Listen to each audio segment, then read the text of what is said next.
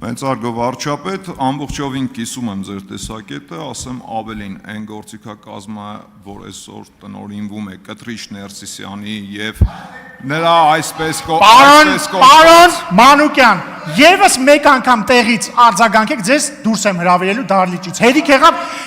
եղավ, բոլ եղավ, չեմ կարող գոռամ, բանա, փորս ցավում է։ Մի ջղայնացեք։ Շարունակեք, պարոն Չախոյան։ Այն գործիքակազմը, որը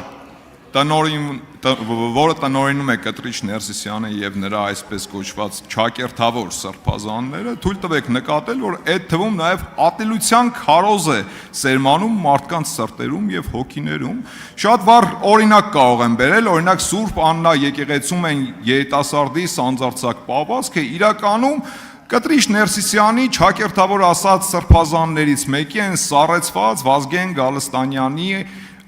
ատելության քարոզի արդյունքներ եւ սա հերթական անգամ ապացուցումը ցույց է տալիս թե որքան վնաս է հասցնում Կտրիչ Ներսիսյանը եւ նրա ներկայությունը։ Պարոն Չախոյան, ես վատ նորություն ունեմ բոլորիս համար, որովհետեւ այն զեկույցը, որի մասին ես խոսում եմ, այդ զեկույցի մի մասը արդեն պատրաստ է եւ այնտեղ մեզ թվում է թե մենք ամեն ինչ գիտենք։ Ընդ որում ես խնդիրը դրել եմ, որ այդտեղ զեկույցի մեջ ներառվեն կամ ապացուցելի կամ հանրայնորեն հրապարակելի հրապարակված փաստեր։ Մեզ թվում է թե մենք գիտենք ամեն ինչ, բայց ես օրինակ այդ զեկույցը կարդալիս սարսափեցի, որովհետեւ նրբություններ կան, փաստեր կան, որ այս վերջին 25 տարվա ընթացքում եղել են։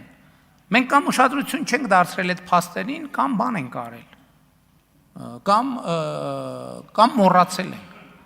Օրինակ հակականոնական է,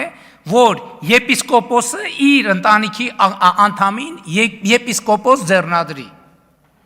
Եվ կանոնների մեջ հստակ ասում է, ով որ իր ընտանիքի անդամին եպիսկոպոս ձեռնադրի, պետք է կարգալույծ լինի, պետք է հեռացվի եկեղեցում։ Կտրիչ Ներսիսյանի ազգուտակը դասարանցիները, բանակի ընկերները, ով կա չկա, բոլորի եպիսկոպոս են կամ արքեպիսկոպոս են։